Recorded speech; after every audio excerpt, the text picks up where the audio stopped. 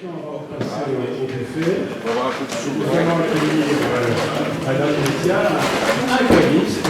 Yves Grenier, qui non seulement va nous parler de son point de vue, de ses relations avec ses clients, de façon dont ses clients parlent et ne parlent pas de la liberté. On est très intéressé par les mots qu'ils utilisent dans leur demande, vous-même également, puis vous avez en plus, Yves Grenier fait une petite enquête auprès de vos confrères. Donc, ce qui sera intéressant, ce n'est pas qu'un point de vue isolé, mais c'est le rassemblement de différents points de vue.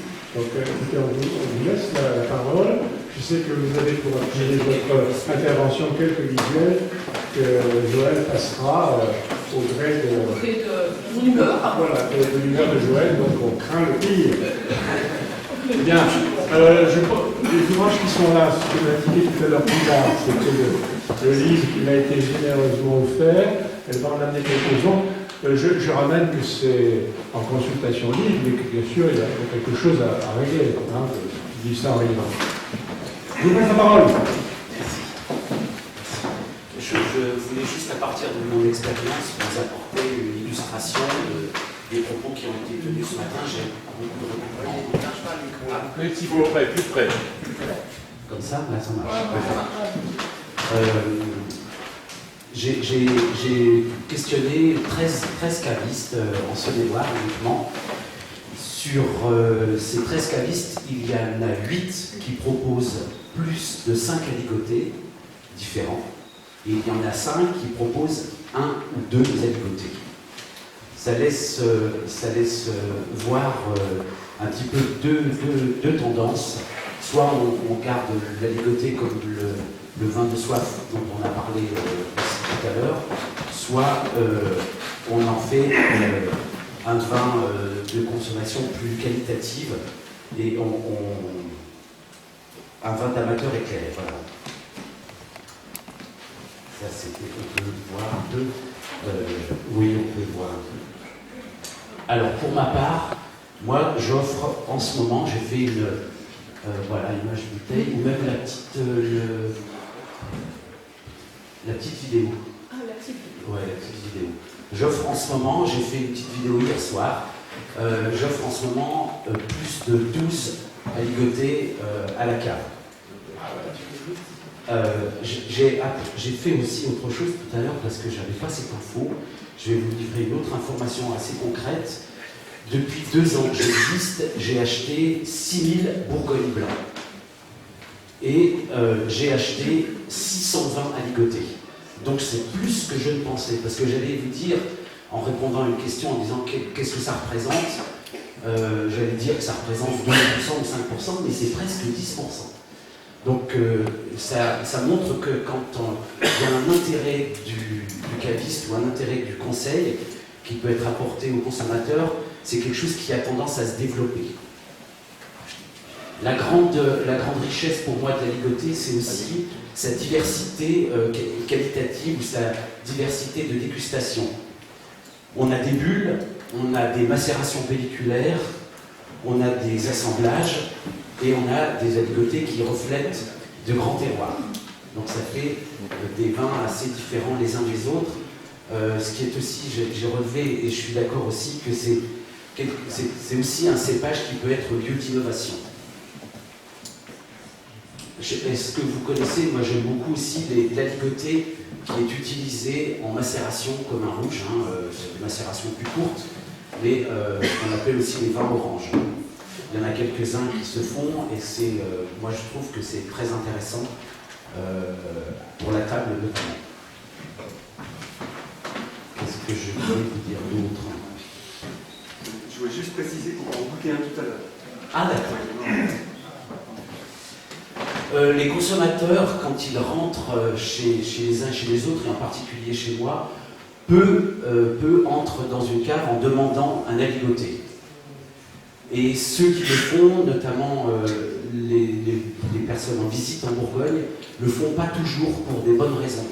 Je vais vous dire, ils le font aussi parce qu'ils ont mémorisé ce nom comme étant un cépage et donc c'est facilement identifiable et mémorisable. On demande un aligoté parce qu'on sait plus de quoi on cause puisqu'on le nomme par son cépage.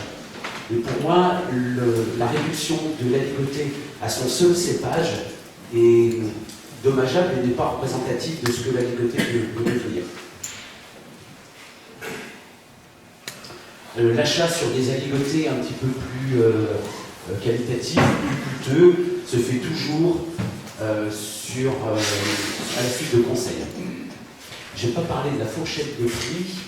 Quand on a un aligoté dans sa cave, donc 5 cavistes que j'ai appelés, il est autour de 7-8 euros. Et puis quand on en a 5 ou 6, j'ai noté, ça va de 9 euros à 15 euros, la moyenne. Et chez moi, ça va jusqu'à 28 euros. J'ai remarqué aussi autre chose sur la panoplie, l'éventail d'offres. J'ai en fait, depuis 2 ans que j'existe, proposé 36 aligotés différents. Et en ce moment, j'en ai 12, mais demain, j'en aurai peut-être 18. Ou peut-être moins.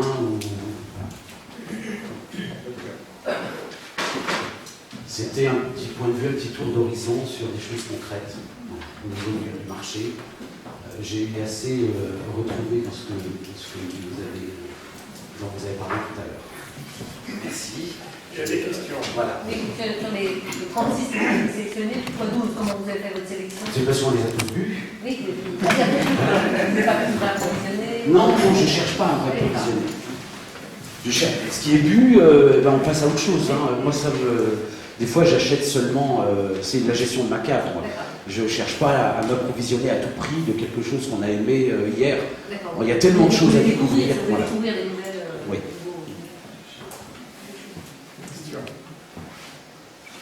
Oui. Vous pouvez nous dire quelque chose sur votre clientèle, avec qui achète chez vous? Et Alors, je pense que vous avez aussi un bar à vin. Oui, on ouvre aussi des bouteilles. Souvent, la ligoté est utilisée pour le début de la soirée, le début d'une fête, d'une retrouvaille, comme premier vin sur lequel va succéder d'autres vins. Souvent en ouverture, pour sa fraîcheur, pour son côté aussi qui casse un peu les codes. J'ai beaucoup d'aligotés justement avec des bulles ou en macération, et ça les gens, et notamment les jeunes vignerons, aiment bien trouver ce genre de vin dans la cave. Moi je voulais savoir qui achète, ce sont des gens de la région ou des étrangers? Tout le monde. Je suis à Chagny, donc j'ai beaucoup de passages, des gens de la région, des gens proches, des gens de Chagny, des gens de Beaune, des gens qui visitent, qui traversent la Bourgogne, qui viennent se restaurer dans la belle maison de la Meloise. Voilà, donc c'est tout horizon. Dans vos 12-13 aligotés, quelle est la proportion d'aligotés qui sont élevés dans le bois? C'est ça, j'ai remarqué aussi pourquoi est-ce que les consommateurs viennent chercher de l'aligoté. C'est souvent des gens qui aiment, qui prennent de la distance par rapport à l'élevage en fût. Et dans cette spontanéité du fruit qu'offre l'aligoté, ils aiment retrouver ça justement, l'absence de bois. Alors qui c'est qu'il y a sans bois? Je vais dire avec. Un ici, 2, 3 peut-être. L'aligoté de Sylvain, celui de Laurent Ligné, celui d'Anne Boisson, et puis le Pousseron, oui, ça fait 4. Et est-ce que l'augmentation du prix correspond à l'élevage? C'est-à-dire que plus ça connaît le fût, plus c'est cher. Ça peut, mais c'est pas uniquement, oui, quand on prend les aligotés, par exemple de chez Boisson ou de chez Jean-François Coche-Dury, voilà, il y a la notoriété et puis il y a l'élevage. Mais c'est pas suffisant quand on travaille sur des assemblages, quand on travaille sur des vins en macération, il y a plus de coûts aussi.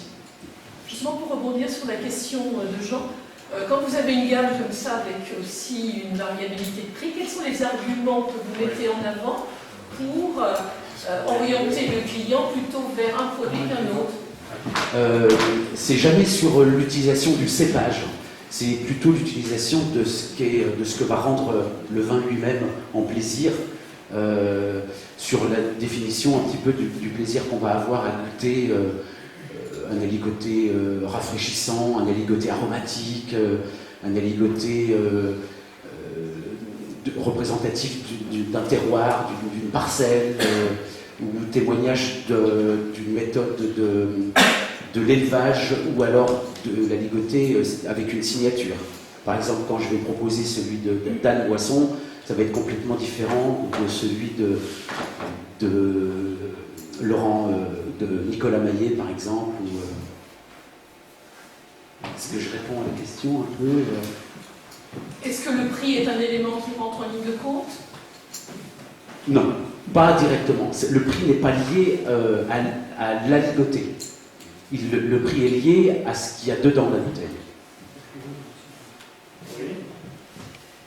Quelle est la pratique de l'éraflage sur les aligotés? Je suis pas assez. Je ne pourrais pas dire en termes général. C'est peut-être un vigneron de demander. Ça les pratiques, je crois qu'on est quelques vignerons ici, chacun a sa propre pratique. Jusqu'au domaine de Vilaine, nous on presse vendange entière. Oui. On presse vendange entière en sachant que le pressurage de la ligotée est beaucoup, en tout cas au domaine, est plus long que le chardonnay, que l'on presse également en vendange entière. Qu'est-ce qui est le plus pratiqué comme association de la ligotée avec ce qu'on va manger? Parce que nous, par exemple, du nord de la Bourgogne, ça marche très bien avec la fougère, mais ça marche très bien avec d'autres trucs aussi ou... On va avoir peut-être favoriser la transition, Non, mais on peut peut-être donner le point de vue d'argumentation à vous, qu'est-ce que vous mettez en avant en tant que caviste? Qu'est-ce que vous mettez en avant comme association successful de la ligotée? J'ai toujours du mal à associer, alors je vais peut-être vous surprendre, j'ai toujours du mal à associer un mets avec un vin. Je préfère une association d'un vin avec un événement, avec un moment de la vie, avec une ambiance, avec les amis. On choisit son vin avec qui on veut le boire. Peut-être un petit peu plus qu'avec quoi on va le boire. Mais comme je ne réponds pas à la ligotée par rapport à ce qu'il est en tant que cépage global, on va trouver des accords différents avec la ligotée de Sylvain, par exemple, les ovones de Pépé. Ça va être différent qu'avec le tout petit aligoté, tout modeste du château de Chanilly. Ça va être très différent comme utilisation, comme accompagnement. Jean. Concernant les aligoteurs à flagey Chezeaux, il y avait quand même 52, je pense, j'en ai goûté pas mal. J'ai constaté une certaine tendance peut-être à vouloir vinifier l'aligoté comme le chardonnay, c'est-à-dire à le charger un petit peu beaucoup. Est-ce que c'est une tendance qui existe? Est-ce que ça évolue ou...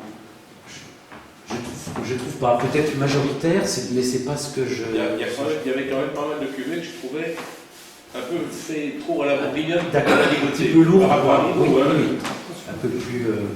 Ouais, moins sur la fraîcheur, moins sur la fraîcheur, ou je sais pas, ou UV, ou oxydation, je sais pas. Non, c'est pas une tendance que je confirme. Oui. Par contre, j'ai oublié de dire quelque chose, et c'est des échos que j'ai eus plusieurs fois dans mon petit sondage auprès des confrères. Souvent, ils ont associé l'événement des aligoteurs, ils ont associé à plus de connaissances et de reconnaissance de ce que peut être ou devenir l'aligoté. Ils sont gré beaucoup aux aligoteurs du développement de la place que prend l'aligoté. À la fois par rapport aux consommateurs, mais aussi pour nous d'avoir réuni 50 producteurs ou 50 aligotés différents dans un même endroit. C'était un outil remarquable de diversité, de connaissances, de partage de ce qu'est la ligotée. Est-ce que vous vendez du bon luisant de Fonceau? Non. C'est pas de la ligotée. Là, c'est un premier clou blanc. Oui, mais. C'est joke. Oui, mais c'est possible. Remarquez pas peut-être. Je me souviens d'avoir goûté. Une question. Moi j'en ai juste une petite. C'est à un moment vous disiez quand les gens viennent, ils ne pensent pas forcément acheter globalement un aligoté. Ils ne rentrent pas avec le désir d'acheter un aligoté dans vos. Non. Qu'est-ce qui fait basculer? Comment vous faites pour le faire Est-ce qu'ils basculer? ressortent avec une bouteille d'aligoté? Ben voilà, c'est ça. Comment vous faites concrètement? Ils arrivent, ils arrivent d'acheter autre chose, ou ils se baladent, ils regardent, ils regardent les bouteilles, et hop, ils repartent avec une bouteille. Eh bien, par rapport au moment où ils veulent le boire, c'est dans ce sens-là que je... Mais c'est vous qui Oui, c'est ça. Oui, c'est-à-dire que je vais leur demander quelle occasion destination ils donnent à leur bouteille, et on pourra les orienter vers un aligoté. C'est souvent aussi sur le côté... je reconnais beaucoup de choses dans ce que tu as dit tout à l'heure. Il y a le côté vin rebelle aussi, et ça marche. Ça marche. C'est-à-dire que c'est une vraie... c'est un vrai engagement aussi, ce côté-là. Vous n'arrivez pas sur la ligotée parce que le client a un budget qui est limité et il veut un Bourgogne et vous vous rabattez sur un ligoté. Ça arrive ou... Ça peut arriver aussi, mais c'est peu. C'est vrai qu'en blanc, mes premiers prix en Bourgogne blanc sont plutôt autour de... Ah non, ça va, non, 12 euros. Macon blanc, 12 euros. Donc, il y a des aligotés beaucoup plus chers. Oui, tout à fait. Très bien. Écoutez, on applaudit. Merci. Merci.